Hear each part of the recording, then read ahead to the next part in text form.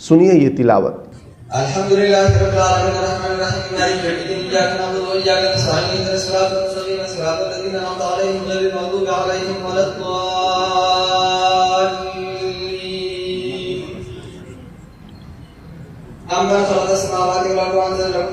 कहीं आप भी ये गलती तो नहीं कर रहे? रमज़ान की मुबारक साआतें, तिलावत क़ुरआन की खुशबू और मग़फ़िरत की बरसती बारिशें, लेकिन क्या हम वाकई इन रहमतों को समेट रहे हैं? आज हमारा मस्जिद का मंजरनामा कुछ यूँ बदल सा गया है। एक तरफ इमाम साहब अल्लाह का कलाम सुना रहे होते हैं और दूसरी तरफ कुछ लोग सफ़ों के पीछे खड़े और बैठे गपशप और बातों में मसरूफ़ होते हैं। जैसे ही इमाम रुकू में जाता है, हम सिर्फ रस्म पूरी करने के लिए शामिल हो जाते हैं। सोचिए, क्या ये नमाज है या सिर्फ़ एक दिखावा? क्या ये कुरान पाक की तौहीन नहीं?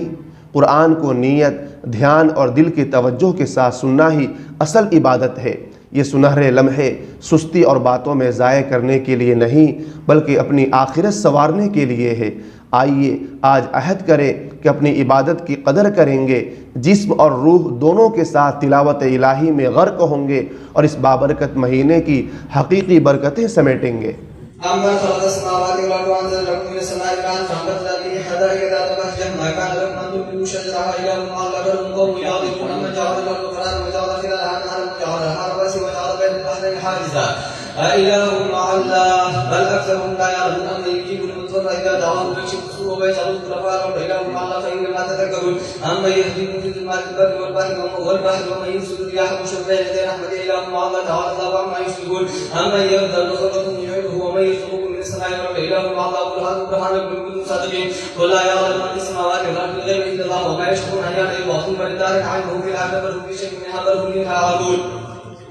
وقال الذين كفروا كافرون تراب وباء لنا نخرج من قبل وإن هذا نحن وباء من قبل هذا إلا سأكون له ولكل سبيل ربكم كيف كان عبد المشركين ولا تحزن عليهم ولا تكن في جنبهم ما ينكرون ويقولون متى هذا الباطل إن كنتم صادقين قل عسى أن يكون الذي فلكم بعض الذي تستعجلون إن ربك لذو فضل على الناس لكن أكثرهم لا يشكرون وإن ربك ليعلم ما تكن صدورهم وما يعلنون وما من غائب في السماء والأرض إلا في كتاب مبين إن هذا القرآن يقص على بني إسرائيل أكثر الذي هم فيه يختلفون وإنه لهدى ورحمة للمؤمنين ربك يكتب بينهم بحكمه وهو العزيز الحكيم فتوكل على الله إنك على الحق المبين إنك لا تسمع الموتى ولا تسمع الصم الدعاء إذا ولوا مدبرين وما أنت بهذا العمي عن ضلالتهم إن تسمع إلا من يؤمن بآياتك وهم يسلمون وإذا وقع القول عليهم أخرجنا لهم دابة من الأرض تكلمهم أن الناس كانوا بآياتنا لا يوقنون